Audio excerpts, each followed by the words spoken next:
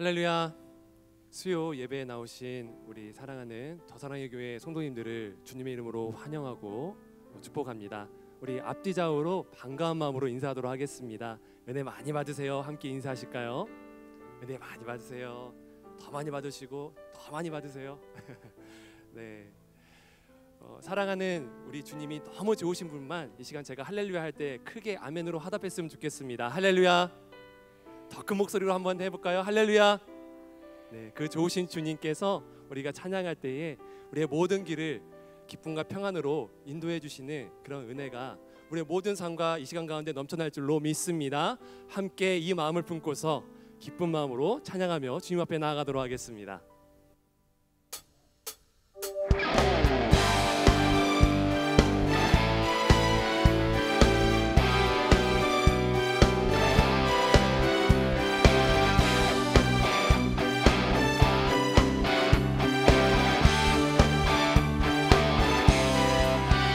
발길을 밝히고 보이시니 주 앞에 빨리 나갑시다. 우리를 찾는 구주 예수 곧 오라시네. 죄악 벗은 우리 영혼은 기뻐 뛰며 주를 보겠네. 주 예수를 영원히 섬기리.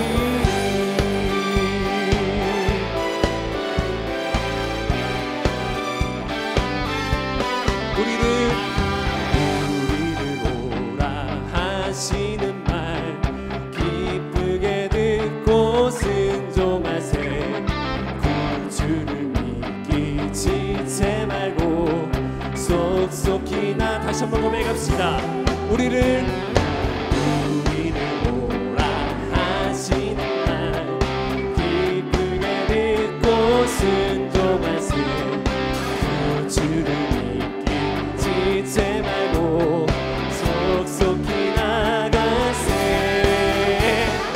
죄악 벗은 우리 영혼은 기뻐 뛰며 주를 보겠네. 주 예수를 영원히 다시 한번 고백합시다. 죄악 벗은 우리 영혼은 기뻐 뛰며 주를 보겠네. 하늘에 계신 주 예수를 영원히 섬기리.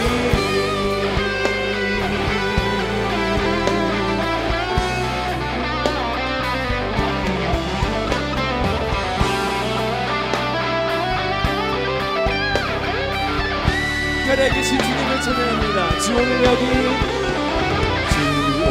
여기 계시오니 다 와서 주의 말씀 듣세. 듣기도 하며 참 진리시로다. 아멘. 죄악 벗은 우리 영혼은 기뻐 뛰며 주를 보겠네.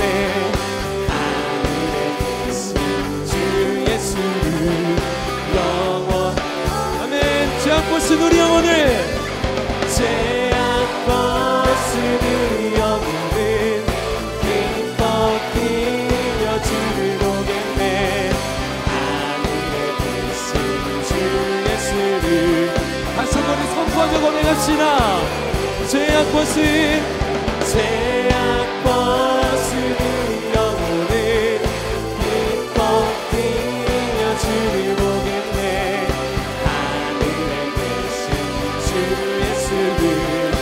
영원히 섬기리. 우리의 길을 인도하시는 주님께서 평화와 기쁨과 안식을 허락하여 주실 줄로 믿습니다. 우리에게 안식 주시는 주님을 찬양합니다. 내게 강 같은 평화, 내게 강 같은 평화, 내게 강 같은 평화 넘치네. 모두에게 그 평화가 있습니다. 내게가 같은 평화, 내게가 같은 평화, 내게가 같은 평화 넘치네. 바다 같은 내게 바다 같은 사랑, 내게 바다 같은 사랑, 내게 바다 같은 사랑 넘치네. 할렐루야. 내게 바다 같은 사랑, 내게 바다 같은 사랑, 내게 바다 같은. 그래서 우리 모두는 기쁩니다. 샘솟는 기쁨. 할렐루야.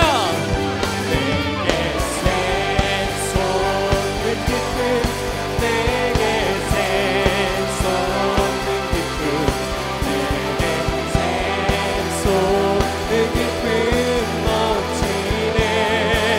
할렐루야. 내게 샘솟는 기쁨, 내게 샘솟는 기쁨, 내게 우리에게 평화 주시는 주님, 다시 한번 목소리만 펴보게 갑니다. 내 강 같은 내게 강 같은 평화, 내게 방 같은 평화, 내게 강 같은 평화 넘치네. 아멘.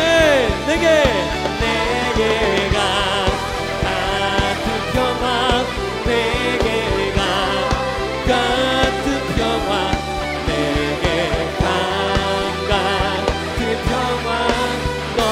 우리에게 소망과 기쁨 되신 주님께 감사 영광의 말씀 드립니다. 아멘.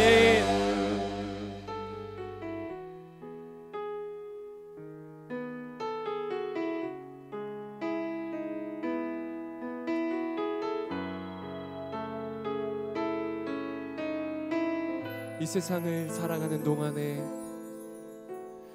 이 세상을 살아가는 동안에 나의 힘을 의지할 수 없으니 기도하고 낙심하지 말 것은 주께서 참 소망이 되심이라. 하나님의 꿈이 나의 비전이 되고 예수님의 성품이 나의 인격이 되고 성령님의 권능이 나의 능력이 되길 원하고 바라고 기도합니다. 다시 한번 고백합시다. 이 세상을 살아가는 동안에 이 세상을 살아가는 동안에 나의 힘을 의지할 수 없으니 기도하고 낙심하지 말 것은 주께서 참 소망이 되심이라. 주의 길을 걸어가는 동안에 주의 길을 걸어가는 동안에 세상의 것 의지할 수 없으니 주님만 의지합시다. 감사하고 낙심하지 말 것은 주께서 참 기쁨이 되심이라. 하나님의 꿈이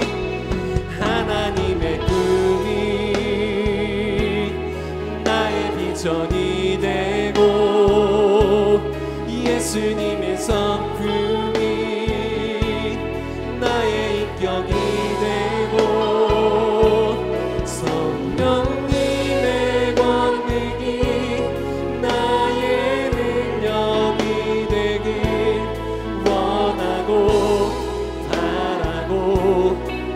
하나님의 꿈이 나의 비전이 되고 하나님의 꿈이 나의 비전이 되고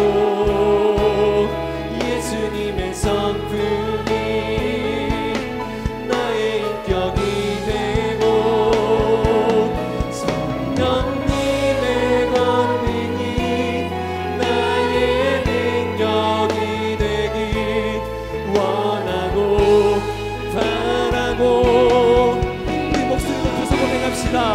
하나님의 꿈이 나의 비전이 되고 주님의 능력을 의지하시면서 하나님의 꿈이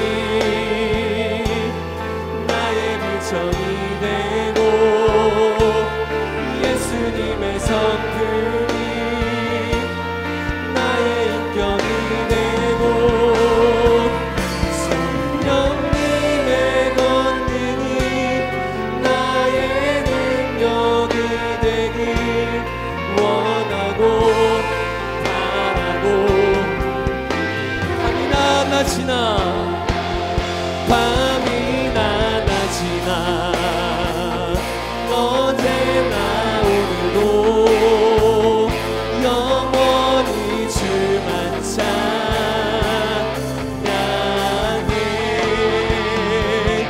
괴롭고 슬플 때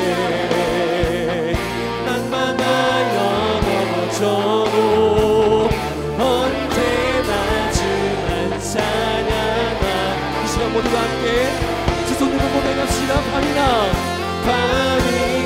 낮이나 언제나 오늘도 영원히 주만 찬양해 괴롭고 슬플 때 낭만하여 넘어져도 언제나 주만 찬양 다시 한번 마지막으로 고백합시다. 밤이나 낮이나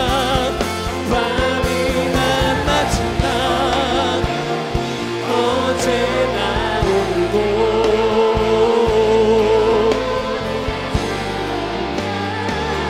아멘. 주님 인도하여 주시옵소서. 괴롭고 슬플 때 낭만하여 넘어져도 언제나 주만 찬양하 이 시간 함께 두 손을 든 채로 함께 기도하기를 소망합니다. 주님 나를 도와주시옵소서. 주님만이 나의 유일한 소망이십니다.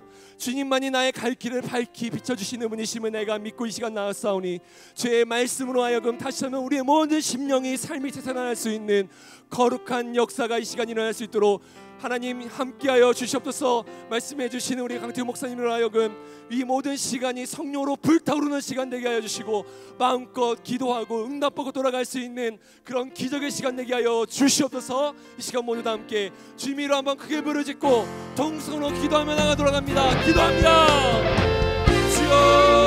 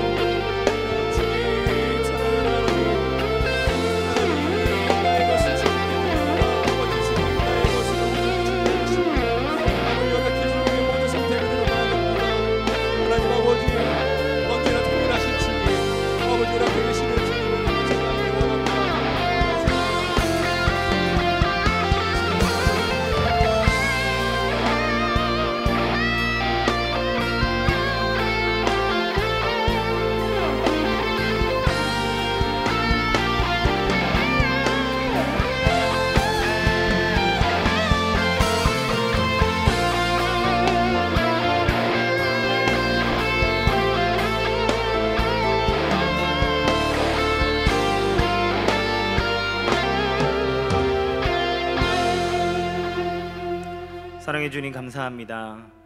이 시간 우리가 주님 앞에 나와 찬양하고 또 주의 말씀을 듣고 부르짖고자 이 자리에 모였습니다. 주님을 사모하여 모인 당신의 백성에게 하나님의 한량없는 은혜와 사랑으로 더하여 주옵소서. 주님의 빛을 비춰주사 하나님의 따뜻함과 주님이 우리와 함께 하시는 확신들이 우리 안에 넘쳐나도록 인도하여 주옵소서. 우리의 귀를 열어 주의 말씀을 듣게 하여 주시고 그래서 그 말씀에 따라 살아감으로 하나님이 우리를 변화시켜 주시고 우리를 안전하게 하시며 우리 가운데 놀랍도록 역사하시는 풍성함을 누리도록 이 시간 인도하여 주옵소서. 감사드리며 예수님의 이름으로 간절히 기도합니다. 아멘. 안녕하십니까? 우리 양옆에 있는 분들과 함께 인사 나누겠습니다. 사랑합니다. 축복합니다. 또 가정에서 예배 드리시는 모든 분들을 주님의 이름으로 축복합니다. 예배할 때 하나님의 은혜와 하나님의 충만한 은혜가 넘쳐날 줄로 믿습니다. 지금 계속해서 에녹 프로젝트 계속 진행되고 있습니다. 매일매일 말씀과 기도 속에서 하나님의 풍성한 은혜를 많이 누리시기를 부탁드립니다. 이 시간 함께 오늘 주시는 하나님의 말씀 나누도록 하겠습니다. 사무엘하 17장 14절 말씀입니다. 한 절입니다. 사무엘하 17장 14절 말씀 같이 함께 한 목소리로 합독하도록 하겠습니다. 읽겠습니다. 시작. 압살롬과 온 이스라엘 사람들이 이르되 아렉 사람 후세의 계략은 아히도벨의 계략보다 낫다 하니 이는 여호와께서 압살롬에게 화를 내리려 하사 아히도벨의 좋은 계략을 물리치라고 명령하셨음이더라. 아멘. 우리가 삶을 살아가면 마땅히 고난도 있고 힘든 일들이 찾아오죠. 하나님과 동행하는 사람이라 할지라도 하나님께서는 당신의 큰 뜻 그리고 당신의 선하신 뜻에 따라 그 고난을 허락하시기도 합니다. 그의 잘못 때문일 수도 있고요, 아니면 그를 훈련하기 위한 하나님의 뜻일 수도 있습니다. 그러나 중요한 것은 하나님과 동행하는 사람들은 모든 것이 끝날 것 같은 절망적인 순간 속에서도 그래도 내가 생각하지 못했던 모든 영역들이 합력하여서 선을 이루어 주시는 하나님의 은혜를 경험한다는 데 있다는 거예요. 오늘 이 다윗은 자기 인생에 있어서 너무나도 큰 위기에 봉착해 있습니다. 그냥 위기가 아니라 자기의 마음 자체가 무너져 내리는 상황 가운데 있는 거죠. 압살롬의 반란은 다윗의 인생에 있어서 가장 아픈 역사 중에 하나라고 볼 수 있을 것 같아요. 왜냐하면 부자 간의 싸움이기 때문에 그렇습니다. 다윗은 지금 절체절명의 위기 상황에 있습니다. 왜냐하면 다윗에게 있어서는 정말로 생각할 수 없는, 이제는 나에게서 일어나지 않을 것 같았던 충격적인 사건들이 벌어졌기 때문에 그렇습니다. 첫 번째는 뭐냐면 아들인 압살롬이 반역을 했다는 거예요. 역사 속에서도 많은 가족끼리 죽고 죽이고 왕자리를 차지하기 위해서 그런 일들이 있지만 이건 형제의 난이 아니고요, 아들이 아버지를 쳐서 자기가 왕이 되려고 하는 반역이라는 거예요. 압살롬은 다윗을 죽이기로 마음먹은 것이 분명합니다. 왜냐하면 그의 책사가 다윗만 죽이겠다라고 얘기했을 때 그것을 좋게 여겼거든요. 그러니까 압살롬의 마음속에는 그냥 아버지 잘 모셔놓고 쉬세요 이렇게 하려고 하는 게 아니라 다윗을 쳐서 죽이고 자기가 왕이 되고자 하는 야심이 있었습니다. 다윗에게 있어서 압살롬은 아들입니다. 아버지 입장에서 아들이 왔기 때문에 그와 싸워서 그를 무찌르고 단방에 목을 쳐버릴 수도 있지만, 그러나 하나님의 사람이었던 다윗, 왕이기 이전에 아버지였던 다윗은 그 압살롬을 해할 수가 없었습니다. 그래서 압살롬은 다윗을 죽이려는 계책을 세웠지만 다윗은 그와 싸우기에 앞서서 절대로 압살롬에게 손을 대지 말라고 부탁을 합니다. 아들을 향해서 가지고 있는 마음이, 그간 우리가 성경을 읽어오셔서 아시겠지만 그 형제간에 죽이는 사건들로 인해 아들에 대한 섭섭함과 그 아들에 대해서 용서하지 못하는 그의 죄가 분명히 있을지라도, 그러나 아버지가 아들을 향해 가지고 있는 사랑은 분명히 있다는 것을 우리는 성경을 통해 볼 수 있습니다. 아들이기 때문에, 내 인생에 있어서 가장 소중한 존재이기 때문에. 자녀는 부모에게 있어서 어떤 존재입니까? 하나님이 우리에게 주신 선물이라고 하지 않습니까? 제 딸이 4살인데 그 딸의 태명이 뭐였냐면 선물이었어요. 제가 아시다시피 늦게 결혼했잖아요. 그런데 하나님께서 빨리 딸을 주셔서 이 딸은 정말 나에게 주신 하나님의 선물이다 라고 하면서 선물아 선물아 이렇게 불렀던 기억들이 납니다. 자녀는 하나님께서 부모에게 주신 선물이에요. 그러면 그 선물이라고 하는 데에는 우리에게 주신 복이라는 뜻이 있는 거죠. 나에게 주신 복, 내 인생의 모든 것을 다 걸어도 아깝지 않은 너무너무나 소중한 존재. 그런데 그리고 나를 사랑해 줄 거라고 생각했던 존재가 그냥 미워하는 게 아니라 나를 죽이려고 한다는 거예요. 이것만은, 설마 이거마저? 라고 하는 것. 우리의 삶에서 이것만은 나를 배신하지 않아, 이것만은 그렇지 않을 거야 라고 생각했던 것이 무너져 버린다면 여러분은 어떤 느낌이라 생각이 드십니까? 그런데 인생 속에서 하나님 이외에는 내가 믿을 수 있는 것이 없다는 것을 우리는 인생사들 속에서 알 수 있습니다. 마귀는 항상 우리가 믿고 있는 것에 의해서 우리가 넘어지도록 계략을 꾸며요. 우리가 붙잡고 있는 것에 대해서 넘어지도록, 그것에 갇혀서 진짜 진리를 볼 수 없도록 우리를 속이는 것이 마귀의 전략이라는 것을 기억하시면 좋겠습니다. 두 번째 빼앗긴 것이 무엇이냐면 나라를 빼앗겼습니다. 순식간에 빼앗겼어요. 첫 번째 나라를 빼앗긴 것은 무엇이냐면 백성들의 마음을 빼앗겼습니다. 백성들의 마음은 나라의 모든 것이나 마찬가지죠. 아무리 무소불위의 권력을 갖고 있는 왕이라 할지라도 민심을 잃어버리면 그 왕국은 끝나버린 겁니다. 그런데 다윗이 지금 백성들의 마음이 압살롬에게로 넘어갔다는 걸 알아버렸어요. 스스로를 왕이라 하여도 따르는 사람이 없다면 아무 의미가 없는 것이 왕의 자리이기 때문에 백성의 마음은 너무너무나 중요합니다. 네, 민심을 압살롬이 도둑질해 갔습니다. 사무엘하 15장 6절 말씀 읽어보겠습니다. 시작. 이스라엘 무리 중에 왕께 재판을 청하러 오는 자들마다 압살롬의 행함이 이와 같아서 이스라엘 사람의 마음을 압살롬이 훔치니라. 15장 13절에 보면 뭐라고 나오냐면 전령이 와서, 도망가는 다윗에게 와서 이스라엘의 인심이 다 압살롬에게로 갔습니다 이렇게 이야기를 합니다.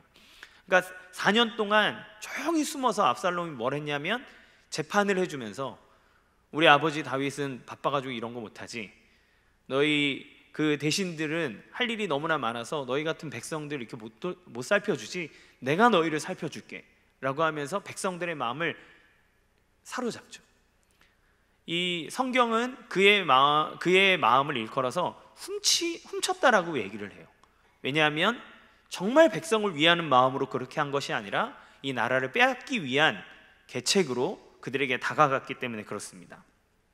그리고 다윗은 왕의 상징인 왕궁을 버리고, 예루살렘 왕궁을 버리고 도망갑니다. 예루살렘을 버리고 도망가는 거예요. 지체 없이 도망가게 됩니다. 왕이 자기가 있어야 될 자리에서 쫓겨나게 되는 상황을 맞이한 거죠. 우리가 40대, 50대 이제 돼서 50대가 넘어서 이제 은퇴하시는 분들, 60대 돼서 또 은퇴하시는 분들, 뭐 한동안은 명예퇴직 이런 것들 많았잖아요. 근데 남자들이 가지고 있는 가장 큰 어려움 중에 하나가 자기가 평생토록 일하던 자리에서 내려왔을 때 오는 그 상실감이라고 합니다. 그래서 평생을 부장님 아니면 뭐 이사님, 사장님 이렇게 불렸었는데 퇴직을 딱 한 순간 자기 직함이 사라져 버리는 거예요. 그럼 평생을 바쳐와서 있었던 자리에서 내려왔을 때 자기의 인생 전체가 사라져 버리는 것 같은 느낌이 든다고 합니다. 그래서 그때에 우울증이 걸리거나 남자들이 자기 힘을 다 잃어버리거나 하는 것 같은 느낌을 받을 때가 그때라 그래요. 그러니까 자기가 평생을 바쳐서 있었던 자리, 그게 왕의 자리가 아니라 할지라도 내 이름을 걸고 평생 그렇게 불려왔던 자리에서 쫓겨나는 것, 그러니까 물러나는 것, 때가 되어서 자연스럽게 물러난다 할지라도 거기에서 오는 상실감이 너무나 큰데, 지금 다윗은 하나님께서 세워주신 왕이라고 하는 그 자리에서 강제로 아들에게 의해서 쫓겨나는 상황을 맞이했다는 거죠. 그때 찾아오는 상실감이 어땠을까 하는 생각해보면 이루 말할 수 없이 비참하고 노년의 내 인생이 왜 이렇게 험악할까라고 하는 자책감도 들었을 것 같습니다. 세 번째는 아히도벨의 배신인데 인재를 빼앗겼다는 거예요. 아히도벨은 최고의 지략가였습니다. 어느 정도로 뛰어났던지 아히도벨의 하는 말은 하나님께서 물어서 받은 말씀과 같은 것으로 여겼다, 이렇게 표현할 정도예요. 사무엘하 16장 23절 말씀 읽어보겠습니다. 시작. 그때 아히도벨이 베푸는 계략은 사람이 하나님께 물어서 받은 말씀과 같은 것이라. 아히도벨의 모든 계략은 다윗에게나 압살롬에게나 그와 같이 여겨졌더라.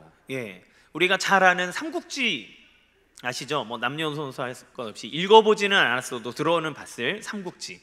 거기에 보면 제갈공명이라고 하는 책사가 나옵니다. 이 제갈공명을 얻은 사람은 천하를 얻었다 라고 말할 정도로 아주 뛰어난 책사를 얻었을 때 이 유비가 그때부터 날개를 달죠. 그래서 공명을 얻기 위해서 삼고초려, 3번이나 퇴짜를 맞는데 3번이나 가서 머리를 조아려서 나에게 와주십시오 라고 얘기할 정도로 이 뛰어난 인재는 국가를 세우고 승리하는 데 있어서 너무너무나 중요한 키 포인트가 되는 사람입니다. 그런데 이런 중요한 인재가 아히도벨이 압살롬에게 붙었다는 소식을 도망가는 중에 다윗이 들어요. 그러면 지금 다윗에게 있어서는 다윗의 인생에 가장 소중해 보이는 모든 것, 그러니까 내가 살아가는 동안 내 전부라고 여겨졌던 것, 내 직함, 왕의 자리, 그리고 나를 섬겼던 백성들, 그리고 심지어 나의 사랑하는 아들, 그리고 나를 도와줬었던 이 땅의 인재가 나에게서 다 떠나가 버리는 상황을 맞이한 것입니다. 이때의 마음이 어땠을까요? 다윗에게 있어서 가장 소중한 것들이 다 떠나가 버렸을 때 아무것도 남은 것이 없다고 느껴지는 순간이 바로 이 순간입니다. 사랑하는 성도 여러분, 이런 때 우리는 어떻게 될까요? 좌절할 수밖에 없습니다. 가진 것이 없다고 생각할 수 있죠. 이제는 다 끝이다. 이제 내가 무슨 소망이 있겠는가라고 하는 생각이 듭니다. 이런 상실감은요, 재산의 크기에 따라 더 크다 작다라고 할 수 없습니다. 어떤 사람에게 작은 것이라 할지라도 그러나 나에게는 그게 큰 것이 될 수 있잖아요. 이거는 고난의 경중에 있지 않습니다. 아유, 그 정도 가지고 뭐라 그래, 아유, 그 정도면 괜찮아, 이렇게 얘기할 수 있는 게 아니죠. 내 마음에 그것을 얼마만큼 크게 느끼고 있느냐가 지금 나의 상실감을 결정해 줍니다. 그래서 이 상실감은 다른 사람이 그거 가지고 뭐라 그래라고 잣대를 재줄 수 있는 게 아니에요. 그건 아무것도 아니야 라고 말할 수 있는 게 아닙니다. 누가 어떤 질병이 더 큰 질병에 걸렸다 그래서 내가 갖고 있는 질병이 작다 그래서 이 상실감이 작게 여겨지는 것이 아니에요. 왜냐하면 지금 내가 아픈 게 제일 아픈 거거든요. 남자들이 제일 잘하는 이야기 중에 하나가 뭐냐면 군대 얘기입니다. 군대 얘기는 왜 군대 얘기를 그렇게 많이 할까 생각을 해보면 남자들의 인생 중에서 그 혈기왕성한 시기에 갇혀서 내 원대로 살지 못했던 그 기간이 2년인 거예요. 지금 뭐 더 짧지만요. 그때 나름대로 자기가 생각하는 인생의 고난 중에 하나라고 여겨집니다. 그렇기 때문에 그 이야기는 빠지지 않고 나오는 거예요. 그런데 다 자기가 제일 힘든 부대에 있었다 그래요. 네. 인생에 자기만큼 힘든 군생활을 한 적은 없다고 다 얘기를 합니다. 왜 그럴까요? 다른 사람이 무슨 짓을 겪었건 간에 내가 겪은 고난이 제일 힘든 겁니다. 그게 나에게 있어서 제일 힘든 거예요. 그렇기 때문에 내가 느끼고 있는 마음의 무게가 나의 상실감을 결정해 줍니다. 나에게 어떤 의미가 있는 것이라면 그것을 잃어버렸을 때의 상실감은 이루 말할 수 없는 일이죠. 우리가 믿었던 어떤 것에 배신당했을 때 그 상처는 이루 말할 수 없습니다. 어머니가 온 마음과 정성을 다해서 자녀를 키웠는데 그 아이가 내가 생각한 대로 자라가지 않을 때 배신감을 느끼고 상실감을 느껴요. 그래서 그것이 갈등의 골이 되고 그것으로 인해서 돌이킬 수 없는 관계의 단절을 보게 되는 경우도 너무나 많습니다. 왜 그럴까요? 뭐 맞다 틀리다 이런 걸 떠나서 내가 믿고 내 모든 것을 다 걸어서 인생에 투자를 했는데 내 뜻대로 되지 않았을 때 그때 오는 상실감은 이루 말할 수 없습니다. 그때는 삶이고 뭐고 그냥 다 필요 없게 느껴져요. 그냥 끝내고 싶다. 남은 것이 아무것도 없는 것처럼 느껴집니다.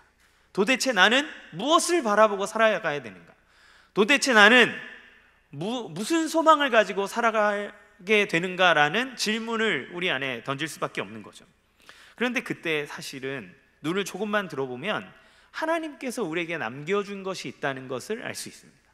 하나님이 우리에게 아직도 은혜를 베풀어주고 있다는 것을 알 수 있습니다.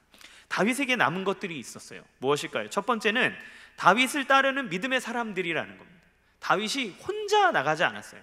다윗을 따르는 사람들이 있었습니다. 물론 그 전에 있었던 그 모든 사람은 아니지만 그러나 이 위기의 순간에 다윗을 보호하고 다윗을 위해서라면 자기의 목숨이라도 내어놓을 만큼 충성스러운 그의 부하들이 있었습니다. 다윗을 호위하는 신하들이 있었고요. 그리고 가드 사람 이때가 600명의 군사를 이끌고 그에게 옵니다.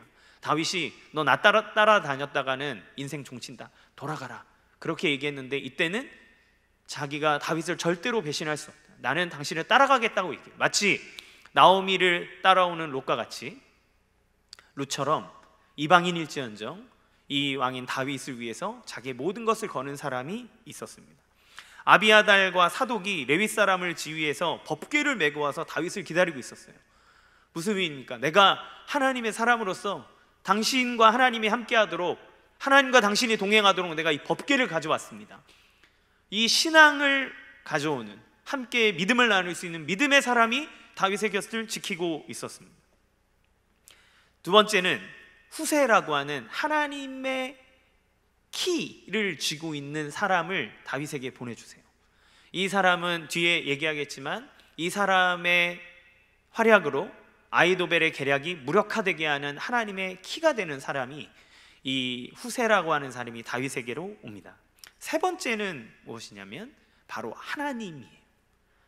하나님이 다윗과 함께하고 있었다는 겁니다. 압살롬과 아히도벨은 자기의 모든 지략과 자기가 갖고 있는 사람들로 그것을 통해 믿고 나아갔지만 다윗이 이제 믿고 의지할 수 있는 것은 하나님 한 분밖에 없었기 때문에, 그런데 그 하나님이 다윗과 함께 하고 계시다는 거예요. 그 증거가 무엇이냐면 제사장들을 통해서 언약궤를 가지고 왔다는 거예요. 그런데 다윗은 그 하나님을 대하는 데 있어서 하나님을 당신의 자기의 부족처럼 여기고자 하지 않았습니다.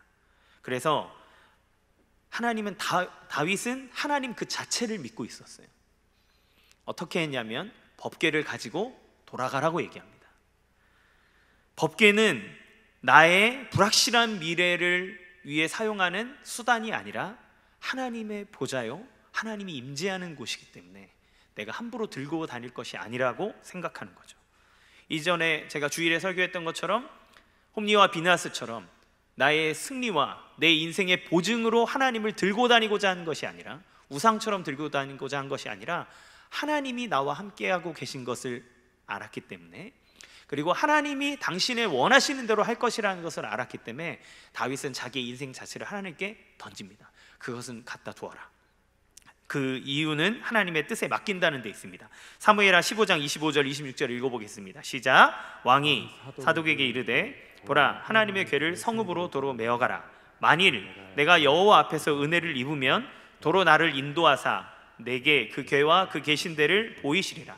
그러나 그와 같이 말씀하시기를 내가 너를 기뻐하지 아니한다 하시면 종이 여기 있사오니 선히 여기시는 대로 내가 행하시옵소서 하리라. 다윗은 하나님을 하나님 그대로 믿은 거예요. 그러니까 내 뜻대로 해주십시오라고 하나님을 부적처럼 쓴 게 아니라 하나님은 하나님이시기 때문에 하나님의 대우를 받아야 한다. 그분이 계셔야 할 곳은 성전이고 성읍이고, 나는 하나님을 믿기 때문에 하나님이 하라는 대로 나는 할 거다. 하나님이 나에게 은혜를 베풀어서 다시 돌아오게 하시면 나는 거기에 있는 것이고, 그런데 하나님이 너는 이제 아니야 라고 얘기하면 나는 하나님의 뜻대로 그렇게 할 거다라고 믿음의 고백을 드리는 거죠. 그분이 하나님이라고 하는 믿음, 하나님이라고 하는 믿음은 내 뜻대로 될 거라고 하는 믿음이 아닙니다. 하나님이 선하신 대로 반드시 이룰 거라는 믿음이에요. 하나님이 하시는 것은 다 선하다는 믿음입니다. 그래서 하나님이 그것을 행하시면 내 마음에 들지 않는다 할지라도 그것이 선한 것으로 여기는 것이 믿음인 거예요. 이게 하나님을 부족으로 여기냐 그렇지 않느냐의 차이인 거죠. 다윗은 여기 그 마음을 가지고 있는 겁니다. 하나님이 나를 노하시면 그러면 그게 하나님 뜻이고 그게 옳은 거야. 나는 거기에 순종해야 해. 사랑하는 성도 여러분, 하나님 앞에 기도할 때 어떤 마음을 가지고 하고 계십니까? 물론 우리는 우리의 마음의 소원을 하나님 앞에 드려야 합니다. 우리의 하나님 앞에 소원을 드려야 되기 때문에 그걸 마음에 꾹꾹 담고 있으면서 말하지 말라는 이야기가 아니에요. 이거 하나님 뜻 아니면 어떡하지? 하나님이 이 기도를 기뻐하지 않으면 어떡하지? 이런 고민하느라 기도를 속에 담고 있지 마십시오. 하나님 앞에 마음껏 기도하십시오. 그러나 우리의 마음속에 가지고 있어야 될 한 가지는 하나님은 하나님이라는 거예요. 내가 하나님이 아닙니다. 결정하시고 일을 이루시는 분은 여호와 하나님, 우리의 주님 되신 분이시고 그분이 하시는 일은 다 선한 것이라고 하는 믿음이 우리 안에 필요합니다. 그게 하나님을 믿는 거예요. 그래야 하나님을 도구로 사용하지 않습니다. 하나님을 우상처럼 여기지 않습니다. 다윗이 하나님을 향한 그런 믿음을 갖고 있었다는 겁니다. 두 번째는 그렇지만 그는 하나님 앞에 기도했습니다. 사무엘하 15장 31절을 읽어보겠습니다. 시작. 어떤 사람이 다윗에게 알리되 압살롬과 함께 모반한 자들 가운데 아히도벨이 있나이다 하니 다윗이 이르되 여호와여 원하옵건대 아히도벨의 모략을 어리석게 하옵소서 하니라. 아히도벨이 압살롬과 함께 있었다라는 이야기를 들었을 때 다윗의 마음이 얼마나 두려웠겠습니까? 왜요? 하나님이 말한 것처럼, 하나님의 이야기를 듣고 얘기하는 것처럼 뛰어난 지략을 갖고 있는 사람이 압살롬이랑 있는 거예요. 얼마나 두렵습니까? 그런데 그는 하나님 앞에 자기 인생을 맡겼습니다. 그리고 하나님만을 의지하고 의뢰했습니다. 그래서 하나님 앞에 기도하는 거죠. 그가 아무리 뛰어나다 한들 하나님이 뜻하신 대로 한다면 그의 지혜는 아무것도 아닌 게 될 수 있습니다. 주님, 아히도벨의 모략을 어리석게 하옵소서. 이게 다윗이 가지고 있었던 하나님을 향해 신뢰하는 마음이에요. 우리가 우리의 믿음의 눈을 뜨면 하나님의 역사하심을 볼 수 있습니다. 지금은 너무나 절망스럽고 세상이 나를 안 도와주는 것 같고 세상이 다 나를 공격하는 것 같은 상황 가운데 있다 할지라도 우리가 믿음의 눈을 들어서 하나님을 보면 그 하나님이 선하신 뜻대로 반드시 이루어 가실 것이고 당신이 원하신다면 이 땅에서 이루어지지 못할 일이 없다는 것을 우리가 알기 때문에 그 하나님을 의지할 수 있게 되는 거죠. 엘리야가 하나님 앞에서 뭐라고 기도합니까? 그러니까 바알의 선지자 450인, 아세라 선지자 400인 싸워서 이겼잖아요. 그 승리를 맛보고 난 다음에 이세벨이 일어나서 너 죽일 거야 이렇게 얘기하니까 순식간에 그 승리하고 하나님을 신뢰했던 마음이 확 사그러집니다. 여기에 이 부분이 엘리야가 느꼈던 상실감인 거예요. 하나님의 말씀대로 하면 내 생각에는 다 돌아올 줄 알았는데 내 생각과 다르게 더 나를 죽이려고 오는 거예요. 엘리야 마음속에는 하나님의 뜻대로 이렇게 해서 승리를 맛봤으니까 뭔가 바뀔 줄 알았는데 그렇지 않았습니다. 그러니까 순간 뭐가 찾아옵니까? 상실감이 오죠. 그리고 광야로 들어갑니다. 들어가서 로뎀나무 밑에 앉아서 나 죽여주십시오. 나 이제 못하겠습니다. 하나님 하라는 대로 했는데 이게 뭡니까? 하나님이 말한 대로 나나 했고 이기지 않았습니까? 그러면 이제 바뀌어야 되지 않습니까? 그런데 이게 뭡니까? 하나님 나 죽여주십시오. 나는 우리 조상들보다는 못합니다. 나는 그 정도 못합니다. 나는 여기가 끝입니다. 나 죽여주십시오. 이렇게 하나님 앞에 얘기하는. 근데 하나님이 엘리야를 하나님의 사람 호렙으로 불러서 그에게 이야기하시기를 내가 너 말고도 바알에게 무릎 꿇지 않은 7,000명을 남겨두었다. 그런데 사실 여러분 7,000명은요 이스라엘의 인구 대비로 봤을 때 그렇게 많은 인원이 아니에요. 그런데 이 이야기를 들은 하나님을 대면하고 만난 엘리야의 눈이 하나님을 향했을 때에는 이 작은 인원이라 할지라도 내가 생각한 것이 아니라 하나님이 계획하시고 하나님이 이루고 계시는 일이 있구나라고 하는 믿음의 눈이 떠지는 겁니다. 그 떠질 때 자기가 그전에는 가지고 있었던 상실감이 사라지고 이제는 하나님 당신의 계획에 따라 당신의 일의 순서대로 당신의 뜻을 이루십시오라고 하는 믿음이 그 안에 자리 잡게 되고 그것은 엘리야가 일어서서 하나님의 일을 하게 되는 새 힘이 되어지는 거죠. 이사야 6장에 보면 이사야가 하나님의 영광을 경험하는 이야기가 나옵니다. 그룹 사이로 좌정하시는 여호와의 영광을 그가 보게 돼요. 근데 그때가 언제인지 아십니까? 우시야 왕이 죽던 해라고 서두에 답니다. 우시야 왕은 누구냐면 우리나라로 따지면 영조 같은 사람이고요. 이스라엘 유대의 후기의 가장 위대한 왕 중에 하나였던 사람이 우시야입니다. 가장 강력하고 찬란한 문화를 꽃피우도록 했던 강력한 왕이 우시야예요. 그런데 그 우시야 왕이 죽었단 말입니다. 그러면 이사야가 봤을 때 그 상황은 어떻게 느껴졌을까요? 절망적인 상황인 거예요. 나라가 이제 국운이 어떻게 바뀔지 모르는 절체절명의 위기의 순간이 왔다라는 생각이 들 때입니다. 근데 그때 누가 보이냐면 하나님이 나타나시는 거예요. 내가 믿고 있었던 것, 나를 세워주고 있었던 것, 나를 지탱해주고 있었던 그 무언가가 빠져나갈 때 비로소 우리는 우리의 눈을 들어 하나님의 역사하심을 보게 된다는 말입니다. 사실 압살롬이 이런 일이 있기 전에 다윗이 어떤 일을 했는지 여러분 아시죠? 밧세바를 범하는 일이 나오고요, 그리고 형제간에 강간하고 죽이는 이 일들에 대해서 다윗은 침묵하고 있습니다. 그러니까 영적으로 많이 무뎌져 있고 나이가 들어가면서 그의 총명함이 그리고 용맹함이 민첩함이 많이 사라졌다는 것을 보게 됩니다. 그때 하나님께서 이 고난의 길을 허락하실 때 다윗의 눈이 번쩍 떠지는 거예요. 그리고 그전에는 되게 아둔하게 행동하고 백성들이 빠져나가는 것도 모르고 있었던 점점 무기력해져가는 왕이 도망가자마자 그 다음부터 엄청난 계략들을 가지고 사람들을 심어놓기 시작합니다. 하나님께 붙잡히고 하나님이 계심을 알기 시작한 다음부터 하나님과의 관계가 회복되기 시작하고, 그때 그의 영이 깨어나고, 영이 깨어나니까 돌아가는 머리가 달라지는 거예요. 하나님이 그에게 고난을 주셨을 때 나를 지탱하고 있었던 명예와 자리와 가족과 그 모든 것이 다 무너졌다고 생각하는 그때 다윗의 눈에는 하나님이 보이기 시작하고 그가 가는 곳마다 하나님 앞에 기도하게 되는 거죠. 하나님, 우리는 믿음의 눈을 뜨게 해달라고 기도해야 합니다. 위기 속에 있습니까? 너무 두려운 가운데 있습니까? 믿음의 눈을 뜨면 여러분 눈에 보이는 분이 계십니다. 아니면 여러분 너무 잘 나가고 계셔서 하나님이 계신지 모르고 살고 계십니까? 그러면 주님, 나로 하여금 믿음의 눈을 떠서 이것이 아니라 하나님이 나의 인생을 주관한다는 것을 알게 하여 주십시오. 하나님과 동행하는 사람이 인생 속에서는 실패하고 넘어질 수는 있습니다. 그러나 완전한 패배는 없습니다. 성경이 그것을 약속하고 있습니다. 시편 37편 24절 읽어보겠습니다. 시작. 그는 넘어지나 아주 엎드러지지 아니함은 여호와께서 그의 손으로 붙드심이로다. 하나님 그의 손을 붙잡고 계시기 때문에 하나님과 동행하는 사람은 넘어지고 그의 연약함 때문에 실패할 수 있을지 모르지만 하나님은 완전히 패배하도록 놔두지 않는다는 겁니다. 제 딸을, 이 4살짜리가 엄청 뛰어댕겨요.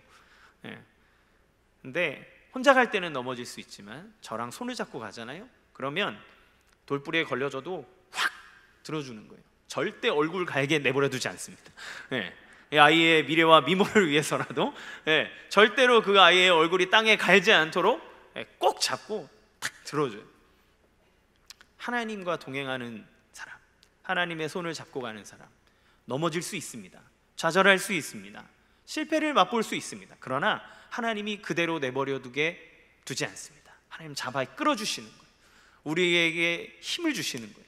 내가 너와 함께 있다고 이야기해 주시는 겁니다. 이때 하나님의 일하심을 보는 거죠. 다윗에게 지금 만난 이 사람들은 하나님이 엘리야에게 보내주셨던 7,000명과 같은 사람입니다. 절대적으로 많은 숫자가 아니지만 하나님과 함께하는 사람이기 때문에 하나님의 뜻을 이루어줄 사람인 거죠. 압살롬에게 무릎 꿇지 않은 그 사람들, 나를 위해서 모든 것을 던져줄 수 있는 사람들, 하나님이 우리에게 주신 겁니다. 여러분이 절망 가운데 있을 때, 어려운 일이 있을 때 우리가 그 문제에 이렇게 집중하고 보고 있으면 주변에 아무것도 안 보여요. 그런데 조금만 눈을 들잖아요. 그러면 나를 위해서 기도해주는 순장님이 계시고, 나를 위해서 기도해주는 동역자들이 있고요, 나와 함께하는 가족들이 있고요, 그리고 나를 따뜻한 눈으로 바라봐주는, 그리고 나의 등 뒤에서 나의 모든 것을 일거수일투족을 보고 계시는 하나님이 계시다는 것을 우리는 발견할 수 있게 됩니다. 마귀는 우리로 하여금 그 문제에 집중하게 하는 거예요. 이렇게 보고 있으면요, 안 보여요, 옆이. 그런데 우리가 한번 심호흡하고 고개를 이렇게 들잖아요. 그럼 문제도 있지만 그 문제 옆에 수많은 나를 보호하시고 나와 함께 하시는 하나님이 계심을 우리는 보게 됩니다. 눈을 들어 우리의 하나님을 바라보십시오. 하나님이 함께 하실 일들을 기대하십시오. 하나님이 일하십니다. 하나님이 어떻게 일하시는지 한번 보겠습니다. 아히도벨은 다윗을 속전속결로 죽일 계책을 냅니다. 그래서 뭐라고 얘기하냐면 지금 당신의 아버지인 후첩들이랑 잠자리를 가지십시오. 그러면 모든 사람들 앞에서 당신이 왕이 됐다는 것을 나타내는 겁니다. 아주 치밀한 사람. 그리고 뭐라고 얘기하냐면 이제 12,000명의 군사를 나에게 주시면 내가 가서, 지금 다윗이 아주 못 차리고 있을 때입니다. 기습을 해가지고 제가 다윗만 죽이겠습니다. 그러면 그 나머지 사람들은 다 당신의 백성이 될 겁니다. 그러니까 엄청난 계획이에요. 사실 지금 다윗이 도망가면서 정신이 없는 상황이었거든요. 그래서 이 아히도벨의 군사들이 왔다면 아마 다윗은 살아남지 못했을 겁니다. 그런데 하나님의 역사하심이 얼마나 기발하냐면요, 방금 전까지 분명 뭐라 그랬냐면 아히도벨이 이야기한 것은 하나님이 말한 것을 듣고 얘기한 사람의 말처럼 믿었다 그랬어요. 그런데 압살롬이 갑자기 후세를 불러다가 네 생각은 어떠냐 이러고 묻는 겁니다. 근데 후세는 다윗이 심어놓은 사람이잖아요. 후세는 이 아히도벨의 계략과 정반대의 계략을 내놓습니다. 당신이 왕처럼 보여야 되기 때문에 당신이 직접 나가서 싸우고, 그리고 지금 바로 가지 말고 군사를 다 모아다가 세력을 가지고 가라. 너 아버지 다윗 누군지 알지 않냐? 너 아버지 다윗은 보통 사람이 아니다. 그와 함께하는 사람들 다 용사다. 괜히 갔다가 한번 지고 나면 너의 명예에 먹칠을 하게 되니까 군사를 모아가지고 너가 왕답게 가서 싸워라, 이렇게 얘기를 하는 거예요. 그런데 웬일인지 모르게 압살롬과 장로들이 듣기에 후세의 말이 더 좋게 들리기 시작한 겁니다.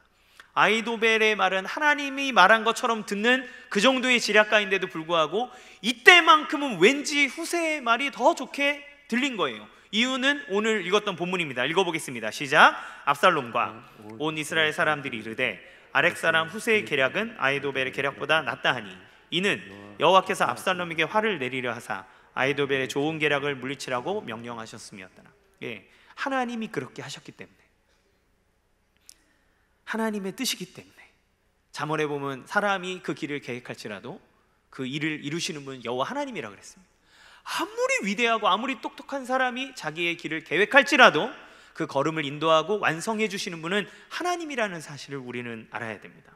하나님의 뜻이 그러면 어떻게 이루어졌을까요? 다윗의 기도 때문입니다. 다윗은 도망가는 동안 하나님, 아히도벨의 이 계략이 아무것도 아닌 것이 되게 해주십시오, 미련한 것이 되게 해주십시오라고 하나님 앞에 기도했어요. 그 짧은 기도 한마디가 이렇게 놀라운 결과를 가져오는 거예요. 우리 눈에 보이지 않지만 하나님이 계속 역사하고 계시는 거예요. 하나님이 계속 일하고 계시는 거예요. 두 번째는 뭐냐면 다윗과 후세의 행동입니다. 다윗은 기도하고 가만히 있지 않았어요. 기도하고 난 다음에 후세를 압살롬에게 보냅니다. 너가 아히도벨의 계략을 파해라. 15장 34절 읽어보겠습니다. 시작. 그러나 내가 만일 성읍으로 돌아가서 압살롬에게 말하기를 왕이여 내가 왕의 종이니이다. 전에는 내가 왕의 아버지의 종이었더니 이제는 내가 왕의 종이니이다 하면 내가 나를 위하여 아히도벨의 모략을 패하게 하리라. 예, 너무나 위험한 것이고 인간적으로 보면 도박 같은 일이지만, 그런데 하나님이 함께 하셨기 때문에 다윗은 하나님 앞에 기도했죠. 하나님 앞에 아히도벨의 계략이 미련한 것처럼 되게 해주십시오라고 기도한 이후에 가만히 있는 게 아니에요. 후세를 보냅니다. 너가 가라. 너를 통해서 이 아히도벨의 계략이 미련한 것이 되게 하나님이 할 거라는 믿음이 있었던 거죠. 사랑하는 성도 여러분, 우리가 기도하잖아요. 기도하면 그 기도로 끝나는 게 아니라 기도한 사람은 반드시 삶의 변화를 가져옵니다. 왜냐하면 하나님이 그 일을 행할 것이기 때문에 그래요. 어떤 사람의 영혼이 변화되기를 위해서 우리가 기도했습니까? 그러면 그에게 가십시오. 하나님이 그의 마음을 변화시키도록 역사하실 겁니다. 하나님이 역사를 통해 일하시는 방법은 우리를 움직이시게 하는 거예요. 하나님이 다 하실 수 있음에도 불구하고 그 믿음이 삶 속에 나타나도록 하기 위해 행동을 촉구하십니다. 기도하십시오. 그리고 그 기도할 때 주시는 마음을 가지고 삶에 최선을 다해 살아가십시오. 결론을 맺겠습니다. 우리의 삶에 있어서 마귀는 우리의 눈을 가리려 합니다. 그래서 그 문제에 봉착하면 세상의 모든 것을 다 잃은 것처럼 낭망하게 하지만 하나님은 얘기하시기를 너의 믿음의 눈을 들어서 나를 보아라 라고 얘기합니다. 그때 일하시는 하나님을 보게 되는 거죠. 일하시는 하나님을 보게 될 때 우리는 뭐 합니까? 기도할 수 있습니다. 하나님을 못 믿는데 기도할 수는 없잖아요. 하나님을 믿을 때 우리는 기도할 수 있습니다. 기도하는 사람은 어떻게 삽니까? 좌절하지 않고 낭망하지 아니하고 나에게 주신 그 은혜가 너무나 크다는 걸 알기 때문에 그것을 붙잡고 하나님 앞에 기도하며 열심을 다해 살아내는 겁니다. 그 살아내는 거에 대해서 하나님은 열매를 주시는 거죠. 지금은 전혀 안 보이는 길인 것 같지만 하나님의 때에 하나님이 반드시 이루어 주실 것입니다. 여러분, 이 모든 상황 속에서 지금 우리는 이루 설명할 수 없는 상황을 살아가고 있습니다. 우리가 표현할 수 없는 역사 속에 길이 남을 상황을 우리는 지금 통과하고 있습니다. 그때 우리의 인생 속에 하나님이 역사하시도록 하나님을 믿고, 문제가 아닌 하나님을 믿고 하나님 앞에 기도하고 삶을 살아내므로 하나님께서 주시는 놀라운 축복이 우리 가운데 임하게 되기를 주님의 이름으로 간절히 축원합니다. 함께 찬양하고 기도하겠습니다. 우리 세상의 유혹 시험이 내게 몰려올 때 우리 같이 함께 찬양하면서 나의 마음을 가리우고 나를 낭망하게 하고 나를 어렵게 하는 그 모든 상황으로부터 나를 지켜달라고 우리 하나님 앞에 간절한 마음으로 기도하기 원합니다. 우리 찬양하겠습니다. 세상의 유혹 시험이 내게 몰려올 때에 나의 힘으론 그것들 모두 이길 수 없네. 거대한 폭풍 가운데 위축된 나의 영혼 어찌할 바를 몰라 헤매이고 있을 때 주를 찬양, 손을 들고 찬양. 전쟁은 나에게 속한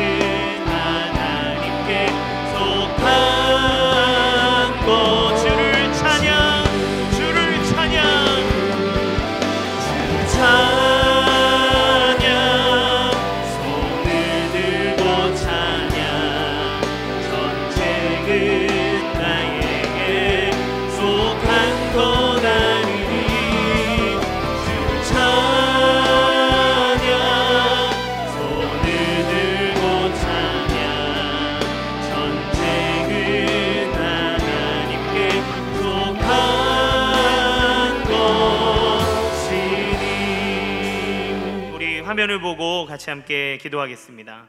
첫 번째는 우리의 믿음의 눈을 들어 하나님을 보게 하여 주십시오. 삶 속에서 나를 두렵게 하는 그런 상황이 아니라 모든 것을 주관하시는 하나님만을 바라보게 하여 주옵소서. 낙심하지 않게 하시고 끝까지 지켜주시는 하나님을 의지하는 믿음을 허락하여 주옵소서. 두 번째는 하나님과 동행하며 순간순간 기도하게 하소서. 기도를 통해 역사하시는 하나님의 뜻을 알게 하시고 마음에 있는 두려움, 염려를 기도를 통해 맡기게 하소서. 그래서 삶 속에서 기적과 같이 나타나는 하나님의 은혜의 역사를 경험하게 하소서. 세 번째는 믿음의 실천을 하게 하소서. 기도했기 때문에 하나님을 신뢰하는 마음으로 최선의 삶을 살아가게 하소서. 게으르지 않게 하시고 힘써 최선의 삶을 살게 하시고 하나님께서 주시는 합당한 열매를 맺는 삶을 살아가도록 주님 인도하여 주시옵소서. 이 시간 같이 함께 주여 한번 부르고 간절한 마음으로 우리 기도하며 나가도록 하겠습니다. 기도하겠습니다. 주여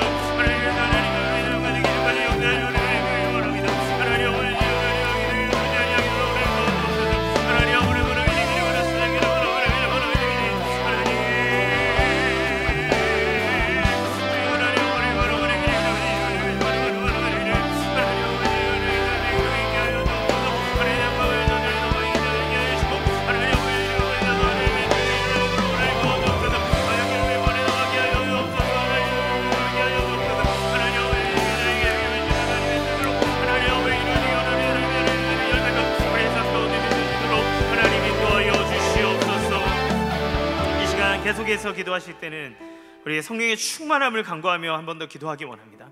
우리가 하나님 이론적으로는 하나님 바라봐야 되는 거 알고 우리가 하나님의 뜻대로 살아가야 되는 거 알고 기도해야 되는 거 알지만 성령님의 도우심이 없이는 그 믿음의 삶을 살아갈 수 없습니다. 하나님 함께하여 주십시오. 화면을 보시고 우리 기도 제목을 함께 보겠습니다. 먼저 회개하기 원합니다. 우리 안에 하나님과 교제하고 하나님의 뜻을 행하는 데 방해하는 모든 죄악들을 회개합니다. 주님 정결케 하여 주십시오. 주님을 온전히 믿지 못했던 하나님 믿음 없음을 주님 용서해 주십시오라고 우리가 회개했으면 좋겠습니다. 두 번째는 성령님 내 안에 임재하여 주셔서 충만케 하여 주옵소서. 그래서 염려와 근심이 아닌 하나님의 뜻을 찾게 하소서. 기도의 사람이 되도록 주님 도와주시옵소서. 이 시간 같이 함께 주여 한번 부르고 우리의 성령의 충만함을 위해서 회개하고 간절하게 간구하며 주님 앞에 나가도록 하겠습니다. 기도하겠습니다. 주여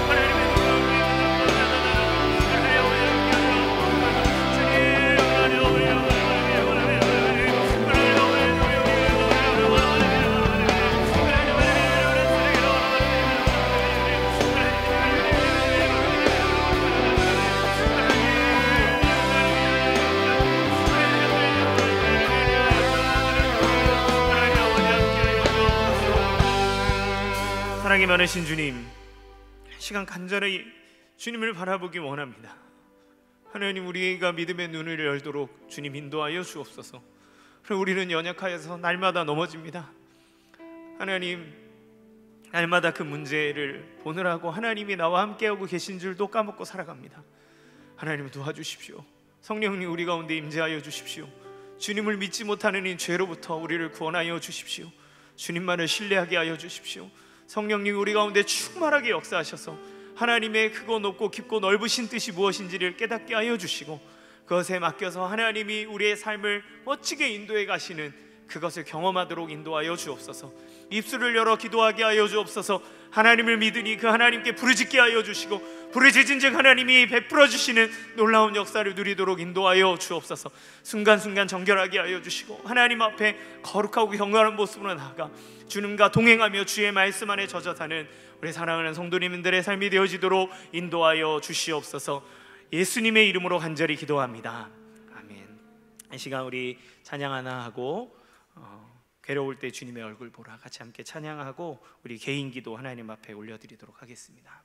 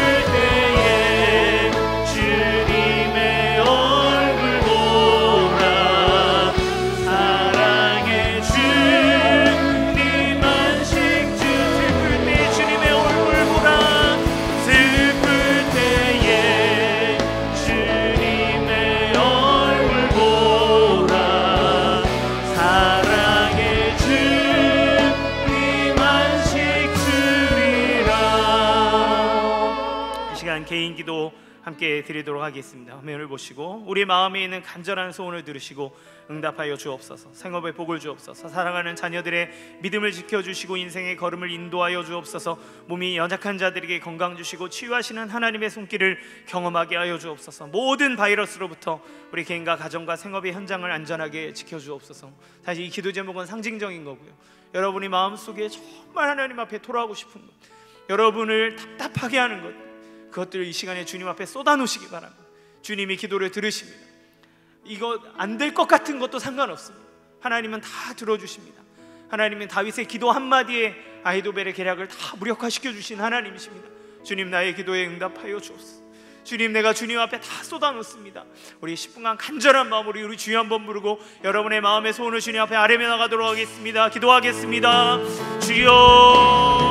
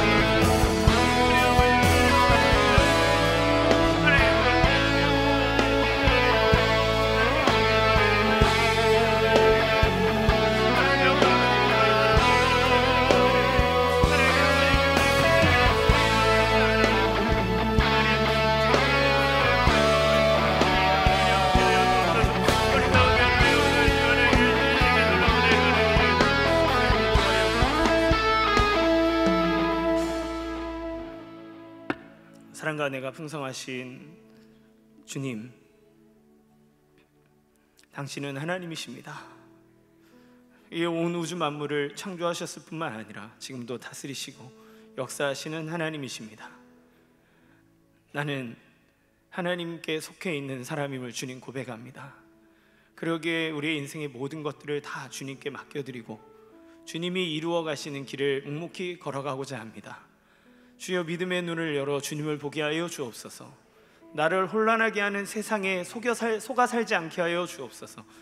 나를 사랑하사 나를 위하여 자기 몸을 버리신 그 예수 그리스도를 믿는 믿음으로 주님 바라보게 하여 주시고, 자기 아들을 아끼지 아니하고 내어주신 그 하나님의 사랑을 신뢰하며 살아가도록 도와주옵소서. 가장 좋은 것 주시는 분임을 믿게 하여 주시옵소서. 그래서 하나님, 좌절 가운데 낭만 가운데 있지 아니하고 나를 바라보시는, 나를 온전케 하시는 주님이신 예수님을 바라보며 함께 기도하게 하여 주옵소서. 하나님을 믿으니 우리의 입술을 열어 마음껏 부르짖게 하여 주시옵소서. 주님께 기도하였으니 하나님, 주님 명하신 것을 행하게 하사 반드시 열매 맺도록 주님 인도하여 주시옵소서. 사랑하는 성도님들, 목 놓아 하나님 앞에 울부짖어 기도하는 그것들이 하나도 땅에 떨어지지 않기를 원합니다. 마음을 위로하여 주시고 하나님 세임 주셔서 일어나게 하여 주시고 붙잡아 주시고 날아오르게 하셔서 주님이 이루고자 하시는 일들이 우리의 삶 가운데 열매 맺도록, 우리의 원통함의 눈물이 주님 앞에서 닦여지고 주님의 위로와 회복과 하나님 창대케 하시는 하나님의 놀라운 은혜를 누리도록 인도하여 주시옵소서. 감사드리며 예수님의 이름으로 간절히 기도합니다. 아멘.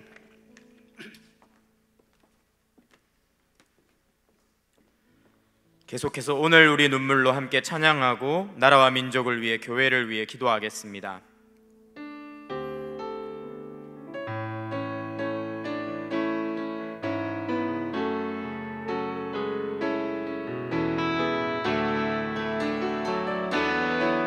우리 오늘 눈물로 하늘의 씨앗을 심는다.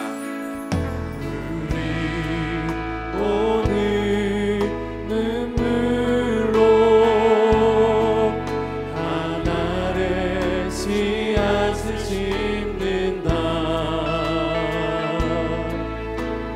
꿈꿀 수 없어 무너진 가슴에 저들의 푸른 꿈 다시 돋아나도록 우리 함께 땀 흘려 소망의 길을 만든다. 내일로 가는 길을 잠시 못했던 저들 노래하며 달려갈 그리 그날에 우리 보리라. 새벽 이슬 같은 저들 일어나 뜨거운 가슴 사랑의 손으로 이 땅 치유하며 행진할 때 오래 왕래하였던 이 땅 어디서나 숨겨난 꽃들 피어나고 푸른 의의 나무가 가득한 세상 우리 함께 보리라. 이 시간 계속해서 함께 기도할 때 이 민족을 위해서 함께 기도하도록 하겠습니다. 함께 기도 제목을 하나님 앞에 올려드리며 기도하겠습니다. 코로나19 재난으로부터 우리 모두를 지켜 보호하여 주소서. 코로나19 치료제가 효능을 발휘하고 속히 백신이 개발되어 코로나가 소멸되게 하소서. 2차, 3차 대유행을 반드시 막아주시어 가정과 교회를 지켜주소서. 방학과 휴가철 코로나 확산을 막아주시고 확진자와 사망자가 줄어들게 하소서. 포괄적 차별금지법의 입법을 막아 주시옵소서. 코로나19와 물난리로 이중고를 겪고 있는 이 민족을 불쌍히 여기시고 수해로 피해를 입은 이재민과 유가족들을 위로하시고 회복시켜 주소서. 모든 사회적 반목과 대립이 사라지게 하시고 코로나로 어려운 국민들의 마음에 위로와 평안을 허락하여 주소서. 한국교회와 파송된 선교사들을 지켜주시고 어려운 중에도 이 세상을 예수 그리스도의 사랑으로 섬김으로 복음의 열매를 거두게 하여 주소서. 이 시간 민족을 위해 기도할 때 하나님, 악한 바이러스가 떠나가게 하여 주옵소서. 홍수로 인해서 많은 고통을 겪고 있는 땅을 치유하여 주시고 위로하여 주시고, 이런 어려운 때에도 반목하고 대립하고 있는 모든 대립과 갈등이 사라지고 동서좌우 모두가 하나 되어서 우리가 하나님 앞에 온전하게 이 땅을 싸매고 치유하는 일에 힘쓸 수 있도록 교회의 기도의 영을 더해달라고 이 시간 같이 한번 나라와 민족을 위해 주여 부르짖고 기도하겠습니다. 주여.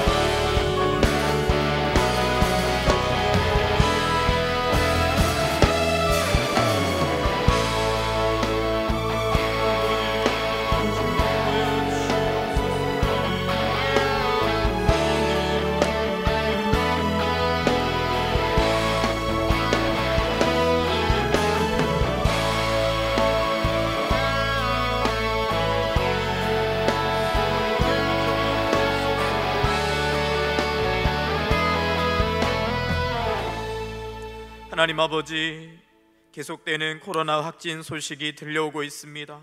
특별히 이 광교에서도 또 가까운 수지에서도 하나님 계속해서 확진자들의 소식이 들려오고 있는데, 하나님 모든 확진자들이 치료받게 하여 주시고 하나님 이 사회에 멈춰있는 모든 시스템들이 정상적으로 움직일 수 있도록 회복시켜 주시기를 원합니다. 특별히 더 사랑의 교회 가운데 바이러스가 들어오는 상황이 생기지 않도록 끊임없이 우리가 예배를 힘있게 드릴 수 있도록 주요 교회를 지켜 보호하여 주시고 우리 성도들의 가정과 사업장을 지켜 보호하여 주시옵소서. 하나님, 우리가 하나님 이 땅을 함부로 사용하고 우리의 욕구를 절제하지 못하고 마음껏 소비하였기에 하나님 기상이변이 나타나고 또 하나님 여러 가지 수재의 환경들이 나타났습니다. 하나님, 교회가 회개하고 하나님 이 땅의 모든 한 사람 한 사람이 돌이키기를 원하고 하나님 절제하고 이 땅을 지켜가기를 원합니다. 하나님, 다시는 이런 기상이변이 발생하지 않도록 모두가 힘을 합쳐 주님이 주신 자연을 지켜갈 수 있도록 도와주시고 홍수로 피해 입은 자들을 위해 기도하며 그들을 섬길 수 있도록, 그래서 그들의 마음의 위로와 회복을 선물할 수 있도록 주님 교회를 사용하여 주시고 나라와 민족을 축복하여 주시옵소서. 하나님, 이 시간 우리 교회를 위해 기도하기 원합니다. 교회를 위해 기도할 때에 주님의 회복과 치유가 나타나는, 주님이 우리 교회를 사용하시는 놀라운 역사가 나타나는 능력 있게 하여 주시옵소서. 교회를 위한 기도 제목 우리가 함께 하나님 앞에 올려드리고 교회를 위해 기도하도록 하겠습니다. 이인호 목사님께 영육간의 강건함을 허락하시고 강단에서 진리인 하나님의 말씀을 전하는 은혜의 통로가 되게 하소서. 현장 예배와 온라인 예배 자리에 하나님의 임재와 은혜가 충만하게 하소서. 온라인 예배를 드리는 성도들이 현장에 대한 사모함이 커지게 하시고 영적 부흥을 허락하여 주소서. 포스트 코로나 시대에도 가르치고 치유하고 전파하는 예수 그리스도의 3대 사명을 믿음과 열정으로 도전하며 감당하는 교회가 되게 하소서. 모든 성도가 기도와 말씀이 습관이 되어 매일 주님과 동행함으로 영혼이 새로워지는 은혜를 누리게 하소서. 10주간의 동행을 통해 성도들이 날마다 말씀과 기도로 주님과 동행함으로 세상 속에서 복의 통로가 되게 하소서. 성경학교와 수련회를 통해 다음 세대가 복음을 경험하고 예배자로 세워지게 하소서. 코로나19 바이러스와 모단 이단 세력으로부터 더 사랑의 교회를 지켜 주시옵소서. 하나님, 우리 교회 예배를 축복하여 주시고 특별히 이인호 목사님 말씀을 준비하고 또 특세를 준비하시는 가운데 있습니다. 진리로 충만하게 하여 주시고 우리 다음 세대 아이들 큰 부흥을 성경학교와 수련회를 통해서 경험하게 하여 주시고 이끌어가는 교역자들과 교사들을 축복해 달라고 이 시간 같이 한번 주여 함께 부르짖고 교회를 위해 기도하겠습니다. 주여,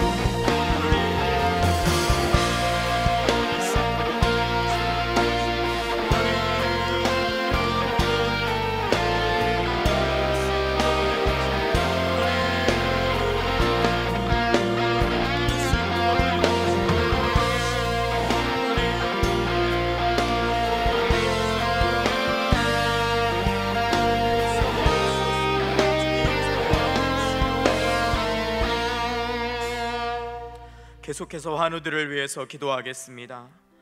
화면에 있는 우리 환우들의 명단을 함께 살펴보도록 하겠습니다. 여러 환우들이 하나님 앞에서 치유와 도우심을 간절히 간구하며 회복을 위해 기도하고 있습니다.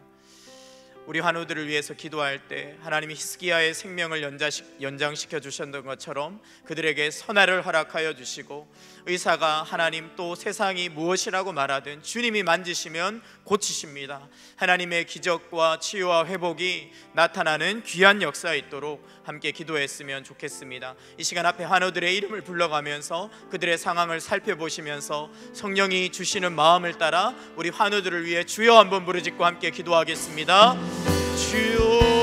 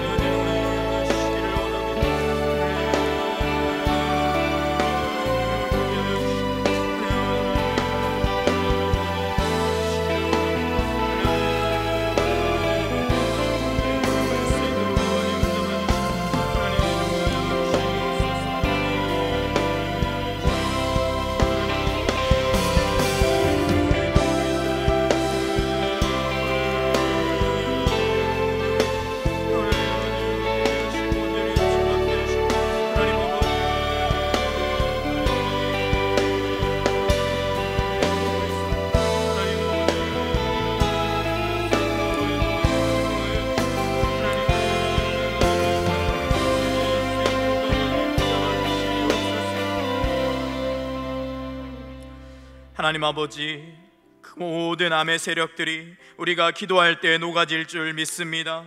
담도암과 링프종암과 폐암과 간암과 대장암과 췌장암과 하나님 정말 신체 곳곳에서 문제를 일으키는 모든 악한 세포들이 이 시간 예수의 이름으로 녹아지게 하여 주시옵소서. 나사렛 예수의 이름으로 명하노니 모든 암덩어리들은 녹아질지어다. 이 시간 예수 그리스도의 이름으로 명하노니 모든 마음의 두려움들은 사라질지어다. 주의 능력으로 안수하사 깨끗게 하여 주시옵소서. 하나님 아버지, 모든 통증을 유발하든 하나님 모든 염증들이 이 시간 사라지게 하여 주시고, 신체의 모든 하나님 정말 뼈의 문제들과 세포 하나의 문제들과 하나님 호르몬 하나의 문제들까지도 주님께서 치유하여 주시옵소서. 특별히 마음의 염려와 근심과 두려움과 불안들이 떠나게 하여 주시옵소서. 모든 우울증 증세들이 사라지게 하여 주시옵소서. 그 모든 낙심이 떠나가게 하여 주시옵소서. 그래서 이 시간 우리가 담대하고 평안한 가운데 주님이 고쳐주실 것을 믿고 모든 상황과 환경들을 뛰어넘어 평안과 확신을 가지고 기뻐하며 주님을 찬양하고 예배할 수 있도록 축복하여 주시옵소서. 이 시간 사랑하는 성도들 기도하고 각자의 삶의 현장으로 돌아갑니다. 주님 그 발걸음을 지켜주시고 오늘 간절히 부르짖은 모든 기도 제목에 빠짐없이 응답하사 다음 주에 이 자리에 나올 때에 찬송으로 간증으로 나올 수 있도록 축복하여 주시옵소서. 감사합니다. 예수님의 이름으로 기도드립니다. 아멘. 주기도문으로 예배를 마치겠습니다. 하늘에 계신 우리 아버지여, 이름이 거룩히 여김을 받으시오며 나라의 임하옵시며 뜻이 하늘에서 이루어진 것 같이 땅에서도 이루어지이다. 오늘 우리에게 일용할 양식을 주옵시고 우리가 우리에게 죄 지은 자를 사하여 준 것 같이 우리 죄를 사하여 주옵시고 우리를 시험에 들게 하지 마옵시고 다만 악에서 구하옵소서. 대개 나라와 권세와 영광이 아버지께 영원히 있사옵나이다. 아멘. 각자 기도하겠습니다.